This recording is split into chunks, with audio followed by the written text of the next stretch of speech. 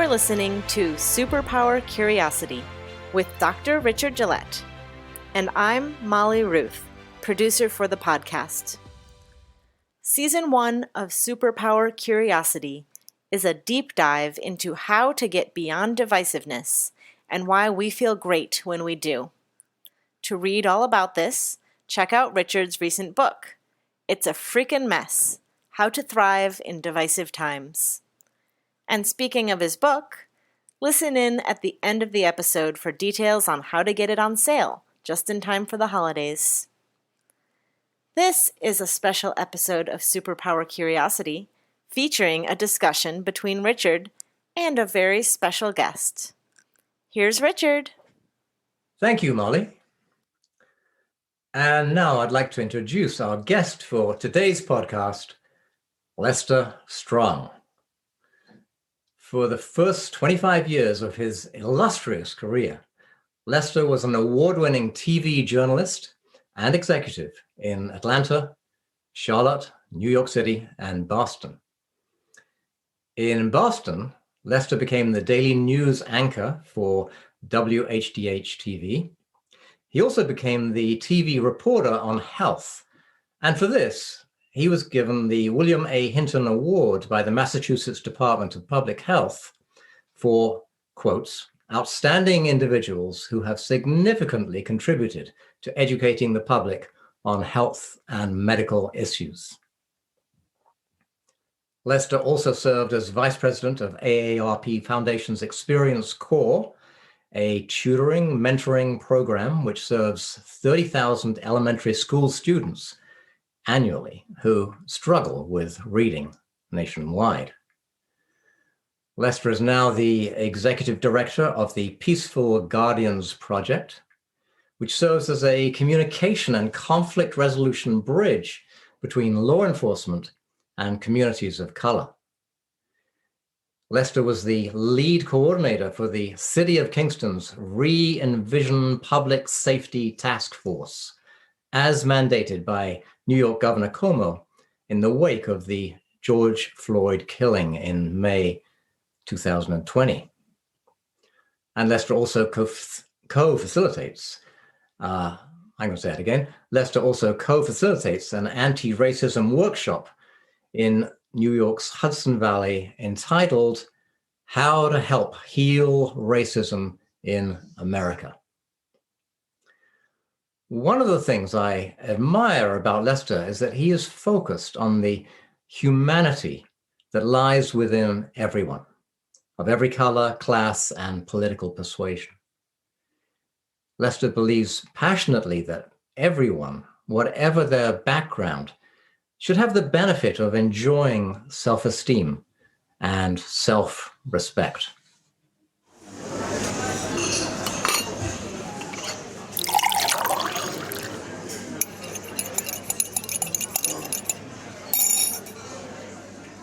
So, welcome, Lester. Richard, thank you. Thank you so much. It feels good to be here. Thank you. That feels good to me, too. So I'm welcoming you to the CuriosiTea Room. I like that name. That's really cool. Nice. So, Lester, I'd like to start with your experience as vice president of AARP's Foundation's Experience Corps. And I understand from what I've read that this is a tutoring and mentoring program, as I said. And it serves 30,000 elementary school students who are struggling with reading. So my first question to you is, what did you learn from this yourself? Well, a lot of things, Richard, a lot of things. I think that one of the big things that I learned is that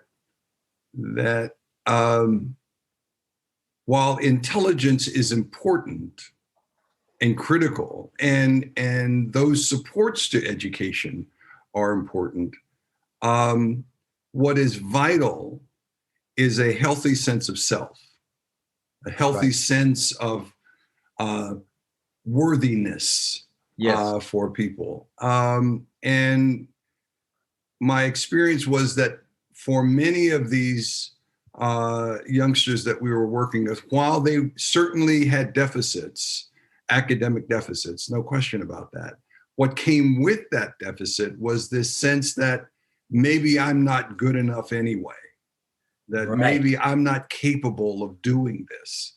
Yes. And as such, I would give up. A colleague of mine by the name of Ralph Smith, who he said, many of these children, while they may leave school in the 9th grade, yes, or 10th grade, when they're legally able, they really have dropped out in 4th grade. And the reason for that was that their sense of possibility, their sense of agency, their sense of being able to really accomplish the things that they wanted to accomplish through academics simply was lost at a very, very early age for a variety of reasons that we can go into later. But it was so demoralizing for so many of these young people that they basically just gave up. And that was the hard work. And to Experience Course credit, we had over 2,000 older volunteers. And to those volunteers' credit, that's what they really gave these young people, I think, more than just the kind of mechanics of reading and writing. It was this sense that I believe in you. And I think that made all the difference in the world. That is wonderful to hear, Lester. I'm thinking now of the Gardner's 7, or it later became 9 intelligences, and how, I'm sure you're familiar with this, and how in school, what is measured usually is mathematical intelligence and linguistic intelligence, which includes reading, and no attention is paid, or very little, to spatial intelligence, to kinesthetic intelligence, the kind of intelligence of, of knowing where your body is in space, and to musical intelligence and spiritual intelligence and ecological intelligence and the whole list of them. And so because those things are not measured, then I'm agreeing with you. Then people feel so bad if their intelligence is in a different area from, let's say, the commonly measured intelligence. I couldn't agree with you more, Richard. And you know this, that there is this metric of IQ, and then there is the metric of EQ, which is emotional intelligence. Yes. And what researchers are really beginning to understand and discover is that emotional intelligence is at least equal to intellectual intelligence, because without the ability, without resilience and sharing and socialization and so many other qualities that relate to interacting and exchanging with other human beings, you just can't do it. You just can't do it. Yes. So I believe that a lot of the statistics on this show that people with emotional intelligence are the people who tend to become successful by many different measures of success. And the people who only have a very narrow academic intelligence in maths and language mostly, it's not particularly correlated with success, to the surprise of many researchers. I'm sitting on a board of an organization called Eye to Eye, and they work with young people who have learning differences, whether it's dyslexia or ADHD, and what they really inculcate in these young people is this sense of agency, that I can do this, even though my pathway, my learning pathway may be very different. Yes. But there's nothing that can keep me from really learning if I apply different kind of skill sets to do it. So it's just, and I'll stop with one other quote from Benjamin Mays. Benny Mays was the president of Morehouse College when Dr. King was there. He was a mentor to Dr. King. And he really, if you know anything about Morehouse, it really is kind of one of those shining lights on the hill. Yes. In the HBCU network. And he said, say what the HBCU stands for. Historically Black universities and colleges and universities in the United States. Yes. And he said, the real tragedy in life is not to fail to achieve your dreams. The real tragedy in life is having no dreams at all. Wow. And in fact, that's what we have all too often seen with our young people, is that they've given up, they've become so demoralized that they don't even dream anymore. And, and our job, really, in a very direct and immediate way, is to hold those dreams for those children until they can hold them for themselves. That's our work. Well, Lester, that I have tingles going through my body when you say that, because the thought of people not having a dream is kind of awful. Yeah, and it's very, very sad. So important that people have a dream. So important. Yeah, I agree. And I'm thinking also of what you were saying about self-esteem, and that brings me to another question. In my last podcast, I had read an excerpt from my book from chapter 4, and it was titled "The Tyrannosaurus in the Room," and as you know, that referred to the human ego. You know that because you read my book, and the human ego being that part of us that makes it possible for 90% of us to think that we are better drivers than average. And in an early version of my book, I had presented the ego mostly as kind of puffing ourselves up, feeling superior, dissing other people as less than, otherizing those we considered inferior. And you had a comment on this, which turned out to be very valuable for my book. So do you want to speak to that? Wow, Richard, you're giving me too much credit. I think that I'm trying to really get my head back around it. For me, self-esteem is not just. You were going to say something, Richard?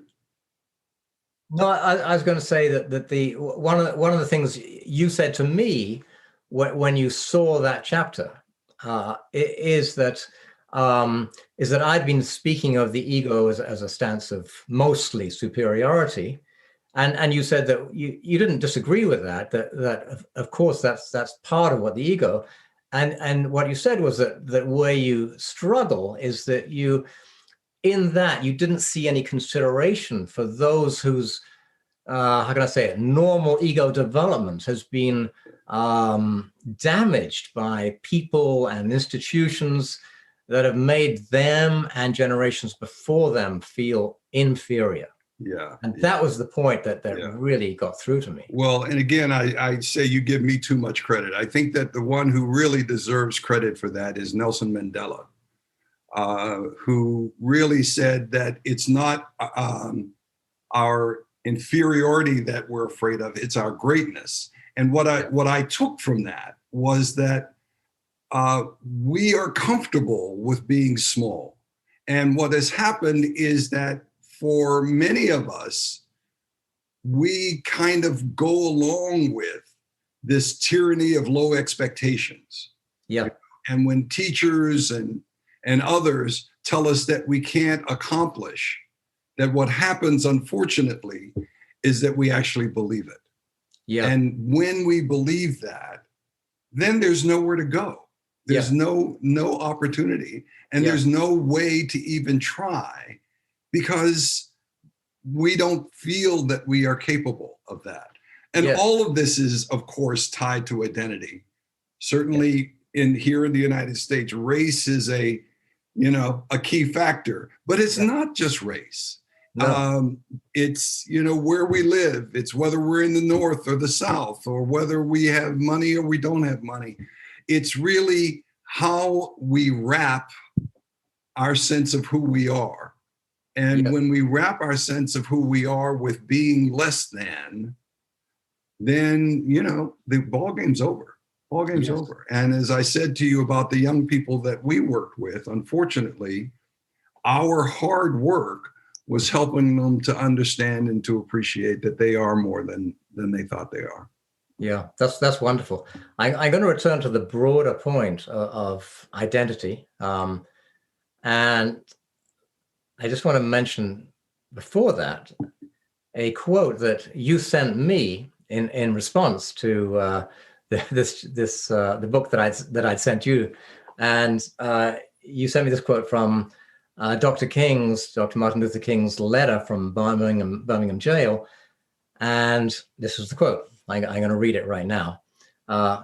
When you suddenly find your tongue twisted and your speech stammering as you seek to explain to your 6-year-old daughter why she cannot go to the public amusement park that has just been advertised on television, and see tears welling up in her little eyes when she is told that Funtown is closed to colored children, and you see the depressing clouds of inferiority begin to form in her little mental sky, and see her begin to distort her little personality by unconsciously developing a bitterness toward white people.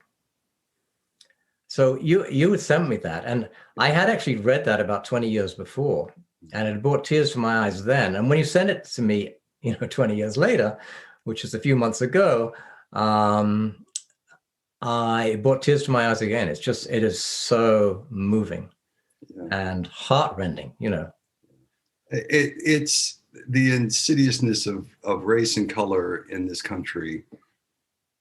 It's hard. I mean, there was this great NBA basketball coach, and I don't know why I'm blanking on his name right now.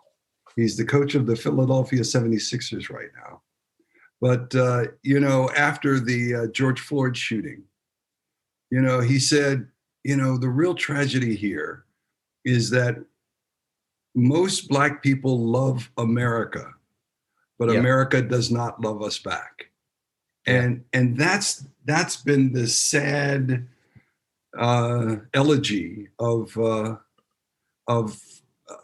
many Black people in this country, that all that is wanted is a full and complete participation in the democratic process in this country.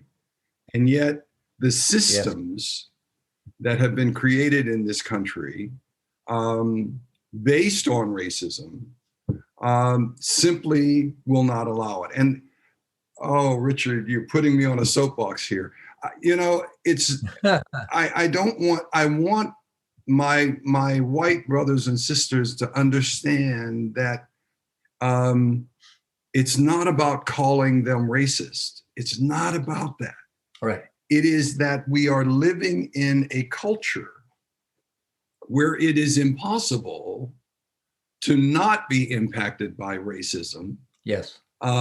Because of the way this is. It's like saying I swim in the Atlantic Ocean, but I'm not going to get wet. It's virtually impossible. Yes. So it is not about race, you consciously or someone consciously being racist. It is acquiescence to a system that is allowing these kind of behaviors to continue. And that's the hard work. That's where we have to really put in the time and effort to understand that not just consciously, but unconsciously, we are engaging in behaviors that are demeaning and otherizing to people.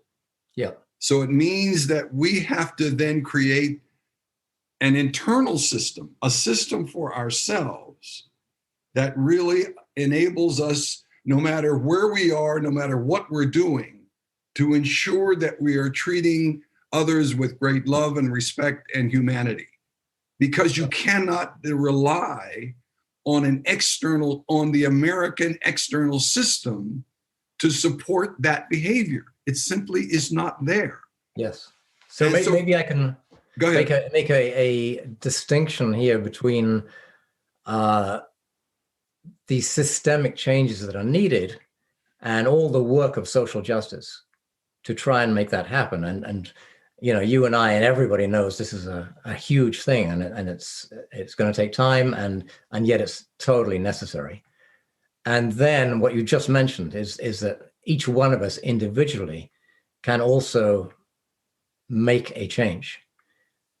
And in doing that, we have to recognize our own tendency to prejudice, and we have to, each one of us has to recognize the importance of self-esteem and the difference between self-esteem and ego. And so I'm saying that because after you wrote to me and you sent me that quote from Martin Luther King, I added another 2 pages to my chapter, which is in my current book. And that was basically on, okay, what is the difference between ego and self-esteem? And I'm grateful to you because you really got me thinking about this. And boiling it down, what I came up with, that self-esteem is how we feel about ourselves, whereas ego is how we compare ourselves to others. Amen, brother. Yeah. Absolutely. Well, I think that the cool thing is that when it boils down to it, and it's the point you've made too, is that those who think of themselves as superior, whether that's superior because of skin color or socioeconomic class or anything, or hairstyle, or God knows what, right? Any of us who think of ourselves as superior actually are suffering from low self-esteem, because it's self-esteem that drives us to try and compensate by thinking we're better than somebody else. And it's so paradoxical, though, because the problem is the people, and I know you know this so well, the people who think of themselves as superior don't realize they have a lack of self-esteem. They just think they're better. And so it's so unconscious. And it's the unconsciousness of it that keeps it going and going and going without recognition of what's really happening. Which is why the systems are so insidious, is because the systems prop up this illusion that you are better because of a certain kind of preference and a certain kind of acknowledgement that is given to you, even though you don't necessarily deserve it, because it's artificial. So I'm with you, partner. I totally, I hear you loud and clear, and I think you're right. Yeah, I think you're absolutely right. So it also got me thinking of we're taught by our societies that better than, more than, less than, and we are kind of put into groups of thinking groups of, okay, this group is less than, this group is more than, and this is how people are taught probably in all societies. And we grow up with that. And how then do we find that core of self-esteem? Because once we have true self-esteem, then we do not need to compare ourselves with others. I sincerely believe that if we have full recognition of our soul strength, that prejudice is impossible. In other words, if we are fully immersed in our belief and our knowledge of our wonderfulness as a human being, then we do not need to compare ourselves with anybody else, and we do not need to put anybody else down, and we do not need to be prejudiced. And I know that's high thinking, if you like, but I believe that. What are your thoughts? Well, I totally agree with you, and I also agree that it's really hard. Yeah, sure. Sure. I think that to find that space inside of you that says you're worthy, when so many things around you are saying you're not enough, Yes, is really, really hard work. I'm yes, so grateful to the people who were around me when the world was telling me that I wasn't enough, reminded me that I was great. I think I've shared with you that in third grade, I was told that I was, the term in my time was called mentally retarded. I was mentally deficient, and that my parents were told never to expect this child to graduate. The best you can do is find a menial job for him, and hopefully he can live independently. So Lester, I did not know this. Yes. So I'm shocked. You were told in fourth grade that you were mentally retarded? Yes, third grade. And I was told I was mentally retarded. And what was really disheartening about that was that my parents believed the authority figure of the teacher, because they said, well, she's the teacher, she must know. So the assumption was that I was mentally retarded. But fortunately for me, yes, there were three people in my neighborhood. There was a barber, a Methodist minister, and the mother of a friend of mine who said, yes, you're incorrigible. you're a handful, but there's nothing wrong with your brain. Nothing wrong with your brain. So from third grade until I graduated from high school, they literally would read my homework, check my report cards, call the school, and constantly tell me how much they believed in me. So when you say they, you're talking about the barber, your mother's friend, exactly, and the minister, absolutely. So you fast forward where I graduate second in my class. I'm a National Merit Scholar. I have offers from Yale, Columbia, and Brown. I get a full scholarship to Davidson. I was the disposable one as far as my teacher was concerned. And I'm not talking about Lester's accomplishments here. What I'm saying is that had those three people not seen something, that it probably would have been a self-fulfilling prophecy, because my parents even believed it, you see. But that's what we are doing to so many of our children. Because of our low expectations of them, we're simply disposing of them. We don't worry about them. They're just collateral damage on our way to a great democracy. And what we don't realize is that we're stifling the lives of millions of children. Now, think about this. This was over 50 years ago that I had this experience. And this very same experience is happening to children right now. Yes. Right now. So we haven't sufficiently, some of us have learned, but we largely have not sufficiently learned of the quality and the merit of people who are different from us. Yeah. And we as a society are suffering great emotional, moral, and even economic deficits because of it. Wow, Lester, I mean, hearing that is very moving to me. It's, I did not know that about that in your history. Wow. But your point that this is still happening today to millions of people is a staggering point. Mm-hmm. Well, that's why the Experience Corps, the tutoring and mentoring program, was so passionate for me, because I could see myself in those young people. I could see the light that went out of their eyes, and the Yeah. light that came on when they saw someone who believed in them. And that really is what it took, was someone to believe. Yeah. Well, I'm thinking of the general point that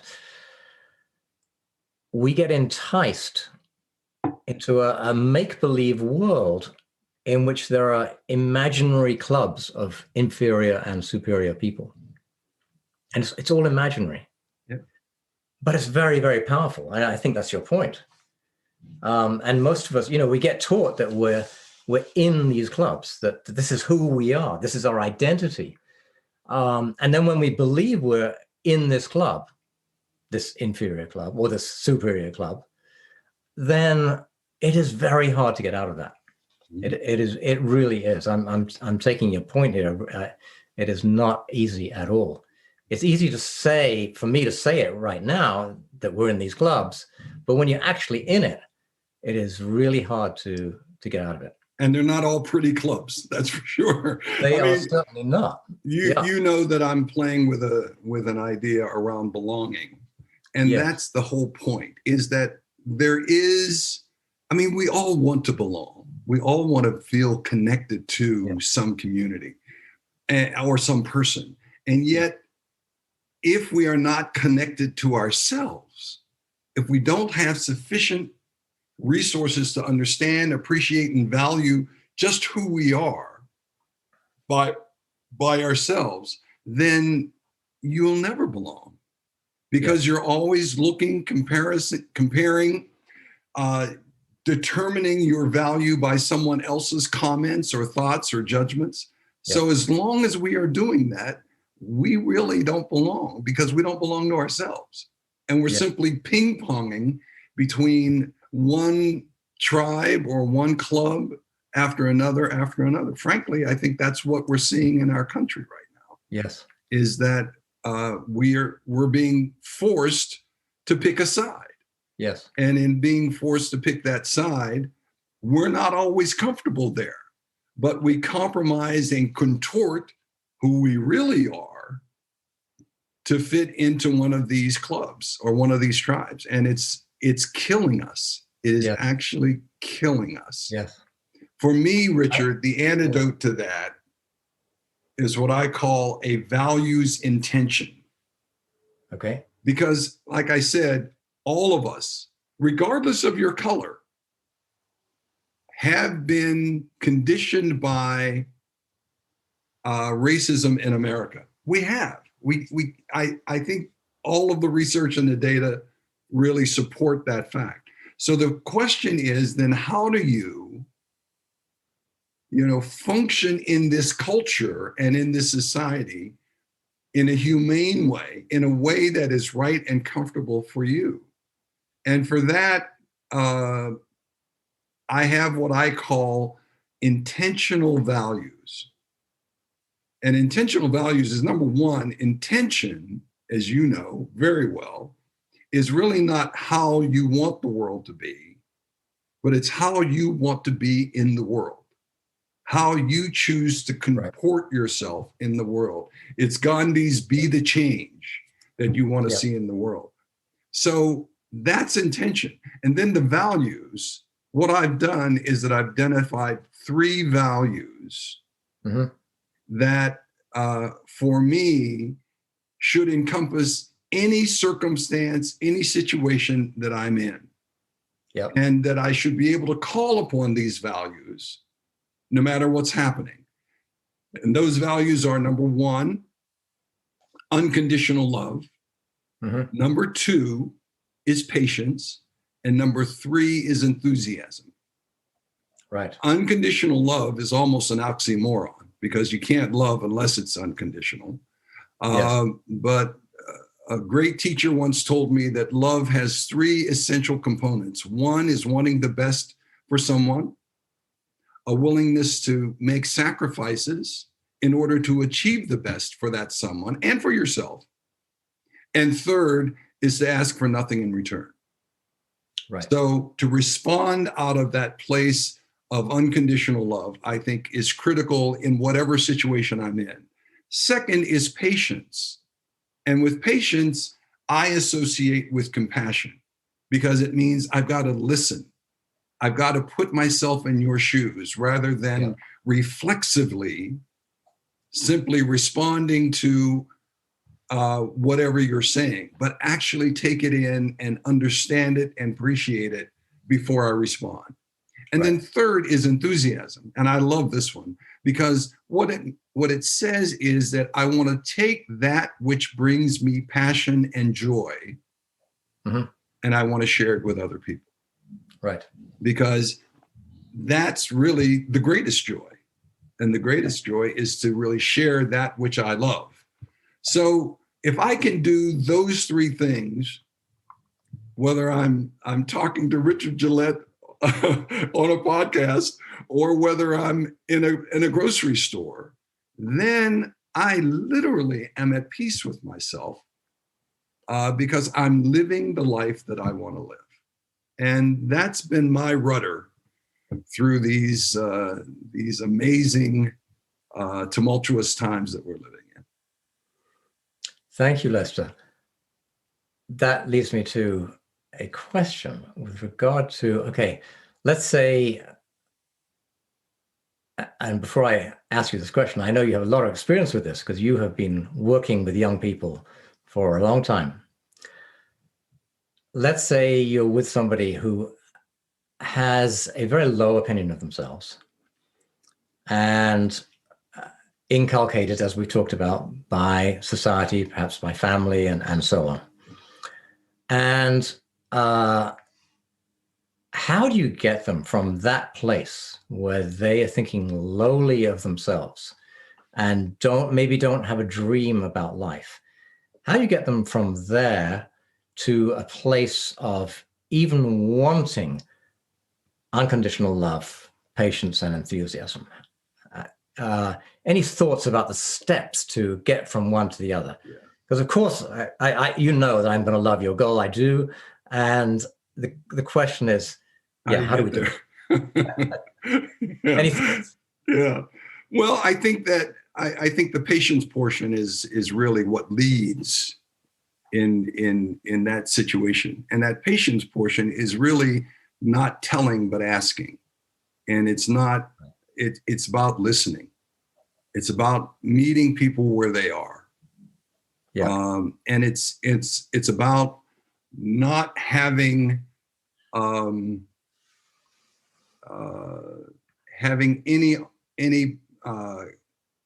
ownership of the outcome. In other words, you don't know what the outcome will be. This person may fully reject you. Okay. They might say, I don't want you around me. But at the same token, you will be there. And you're going to, that patience is that, all right, whatever I can do, whatever small thing I can do that will make your circumstance a little bit better, I'm going to do it. I'm not going to impose, but I'm going to witness. I'm going to be here for you if you'll allow me. So let me home in on that for a little while. Okay, so let's say you have somebody who's angry. They're angry because they feel like society is against them, and it's a very understandable anger. And they're thinking, why the hell should I listen to anybody? Look what these assholes have done. Look what these people have done to my kind of people. I don't want to listen to anybody. Don't tell me what to do. I'm angry. How do you help someone like that? And, of course, we all get into that place at times. How do we get from there to patience, to even wanting to listen to what someone else has to say? Well, a very wise teacher once said to me, Richard, Yes. Someone has to want you to help them before you can really help them. So my position will be, I'm here. Arms are open. I'm open and receptive. Yeah. And even if it's a small thing, let's get a Coke. Let's, let's do some, it's not about changing. I'm not coming in on a white horse to save you. Yeah. I'm saying that I love you just because I love you, not because you have to do anything right for me to love you. I just love you. So what can I do to help, man? So what I'm hearing in that is that first step, this is for you or for me or for anybody else who is in the position of teacher. The first thing is acceptance of somebody else as they are now, just full acceptance of their personhood and not trying to make them into something else. Yeah. I think the first step is really coming as another human being to another human being and saying, I'm here. In the classes that we teach, we say that this is a collective where we are teaching each other. Right. So I'm going to learn as much from you as I hope you learn from me. Yes. So let's really make sure that we're at that place where we just have kind of mutual acknowledgement, respect for one another. And if we get to that place, even that is an accomplishment. Yes. So what I'm hearing there is that it's a paradoxical thing, because in the classroom, your position, so to speak, is as teacher. However, in terms of the interpersonal relationship between you and the student, you are not putting yourself in that psychological position of teacher. You are putting yourself as a learner. Exactly. And in fact, I don't even call myself a teacher. I call myself a facilitator. Good. Because, as I said, we collectively are the teacher. We're bringing our collective wisdom to this issue, to this question. And through our collective wisdom, each of us may find very different answers to who we are and what we're doing. So let's just, in a space of trust and respect, really try to offer whatever we can to each other and see what comes out. Right.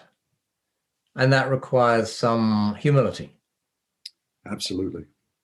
So no one's saying, I know the answer to this. There you go. Whoever is supposedly teacher, and everyone is teaching and learning basically at the same time. Yeah. And that's it. And the humility is recognizing that. Yeah.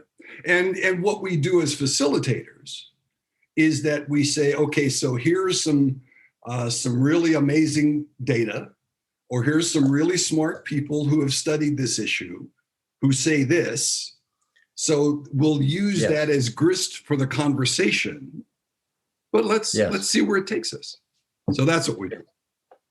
Yes. Yeah. So it's really interesting, because this is I think a really key point, because you are bringing in information from, in quotations, or the grist, whatever you're using as grist for the mill. And at the same time, the stance is, I'm not saying this is the truth. I'm saying, let's look at this and let's see where we go with this. Yeah. What do you think? Anyone is totally free to reject anything that we've brought into the room, because we're not saying that this is, quote, the truth. We're just saying this is a point of view. And from that point of view, does it really resonate with you? Or does it inspire something else in you that is totally contrary? And that's okay. Bring it up, because inquiry is really the teacher here. Yes. And that's really what we're acknowledging and honoring in this process. Yes. Yes. Yeah. Well, let me, you were executive director of I think you still are, executive director of the Peaceful Guardians Project. I sure am. Yeah. You sure are. Good. And that serves as a communication and conflict resolution bridge between law enforcement and communities of color, as I understand it. You got it right. So in what ways do you think you were able to help with any law enforcement beliefs or prejudices? Were there ways in which you were able to help with that? Well, we're still working at it. Sure. I think that we've been working with the Kingston Police Department and with the city of Kingston. Yeah. And one of the places where I have really enjoyed working with the police officers is what we call wellness, kind of a wellness training program. Right. And why that was so gratifying is that it's not just about physical exercise and that sort of thing, but it's also understanding that if your mind isn't right, then your body's not going to be right. There is truly a mind-body connection to everything that we do. So in addition to teaching them meditation and yoga and that sort of thing, we also said, so what does anger look like for you? What does love look like for you? Right. What makes you scared? How do you find your purpose in your life? How do you deal with conflict? So in wrestling with these questions that we all have, and as I said, bringing in information about how others have done it, what we were able to do through conversation is really identify some real useful tools that these individuals really, I think, have found helpful. One comes from, you probably know, Don Miguel Ruiz, the 4 agreements. And there's the first agreement is to make your words impeccable. And what we really focus on is really making sure that you understand that this is one of the most valuable tools you have, is how you speak and how you accept what's being said.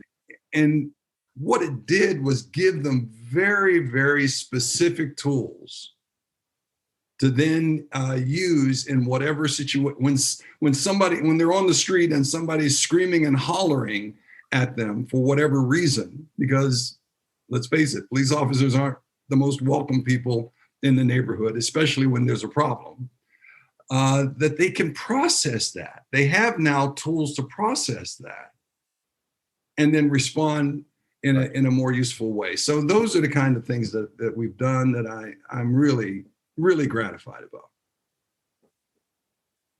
Sounds great. I'm just picking up on one of the things you mentioned was the asking that question, what does anger look like for you? Or what does fear look like for you? And it strikes me that is so valuable, because where fear and anger go wrong, and I don't need to say this to you, I know, is when we're unconscious of them and they just take over our being. And that leads to violence and then that creates more fear and more anger. And so we have this terrible vicious cycle. So even just a recognition of when we're in those states can help us look at ourselves, and then in witnessing ourselves in that state, we can actually move into a different state. We have a choice then. Whereas we don't see it, we don't even have a choice anymore, because we're just in it and we react. I like the term the limbic hijack. Yeah. Where your whole system gets taken over by the limbic emotional circuitry in your brain, and we then lose our rationality. When I'm angry, I am not very smart. I do things that I regret because I am using my limbic circuitry, and in those moments, the higher circuits in my forebrain are switched off. They really are. So recognition is really important. There you go. What in our class, what we do is that we show a picture of a matador about to gore a bull. I mean, to stab a bull. Yes. And we talk about that as two aspects of what's going on. The anger, which, by the way, is only fear, and the common denominator between anger and fear is threat. So the reason why this bull is attacking a red cape is because it feels threatened. Yeah. But of course, the other side of it is the matador, who's waving the red cape and has the sword about to kill the bull. So the point that we make in the class is that you have to be, not that you have to be, but you are both the bull and the matador. In other words, we all get angry, we all get upset, but we also have to be the matador, which is to be in control and to manage the situation. So you have to find tools to really manage the situation so that the anger doesn't consume you and that you can successfully navigate it. So, amen, brother. Again, it's we're talking the same language. Yeah. Yes. Well, let me, Lester, let me ask you a personal question. Okay. Can you say one thing, big or small, that has changed for you personally as a result of your understanding let's say, the essential worthiness of every human being? So I'm asking you a personal question here. How has that changed your life? Yeah, and it has, totally has. And I think that's why I have the 3 intentional values that I shared with you. Mm-hmm. Because I know that I can otherize. I know that I can condemn and judge and do all of those things. I'm human, so I do them too. So my fail-safe are those 3 values. Right. That's my North Star. That's what I keep coming back to again and again and again, so that I understand that we're all susceptible to this kind of behavior. And that's what I try to do. To do. Yeah. So that's the personal understand. And underneath all of that, of course, is the understanding and appreciation that that person is as worthy and magnificent as I am.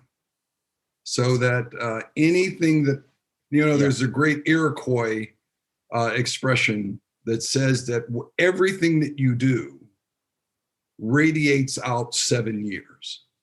So whatever action that I take, I should understand that it's going to radiate out through generations for 7 generations. So let me be careful about what I say and do. And those 3 values, I tell you, those 3 values for me have been such a great support in navigating the craziness, the freaking mess that we live in. Yeah. You just reminded me. I had and have in a different sense a very good friend who died a few years ago, and he was 3 days before he died. This is what he told me.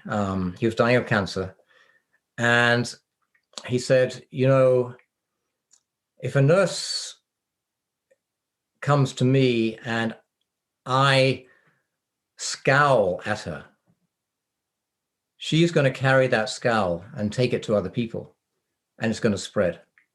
If a nurse comes to me and I smile at that nurse, that smile is going to go into her, and it's going to go into all the other people in the hospice, and from there.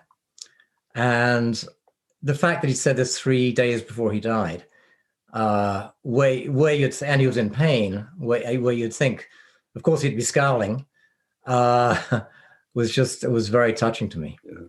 Yeah. And I take your point that yes. Well, there was I saw this in the classroom as well. Young children that who seemed just so lost and so hopeless, that we'd work with them and they'd come back the following year, really just running and excited. And what happened was what we called the contagion of excellence. What happened was, because this young person that everybody had given up on really comes back and starts succeeding and is enthusiastic, he started affecting the children around him. Because they'd say, well, if Lester can, I mean, of all people, if Lester can do this, I can do it. And it would motivate them to think beyond their limitations and go for it. And that's what happens. Every single thing that we do, you're right, Richard, has its long-term effect. So we just got to watch it very closely. Yeah. Well, Lester, it's so good talking to you. Likewise, partner. It's been great. And I thank you for being so present and for sharing your really extensive experience, both personally, which you've described so beautifully today, and your professional experience of helping so many people find their spark and their belief in themselves. Thank you so much, Lester Strong. It's been a great joy. Thank you, Richard.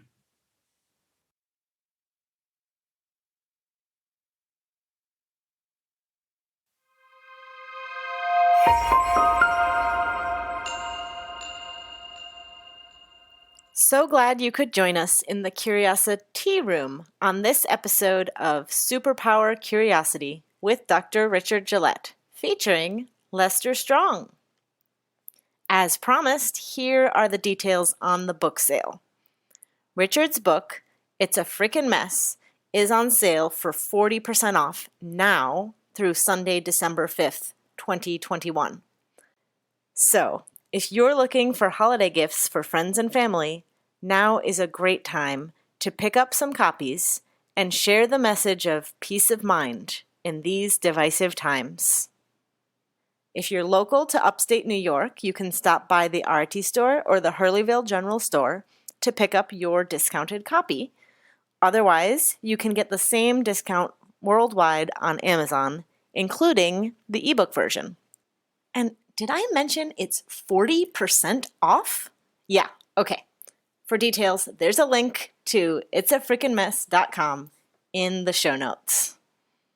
Stay tuned to this feed. Our next episode is scheduled to come out in 2 weeks.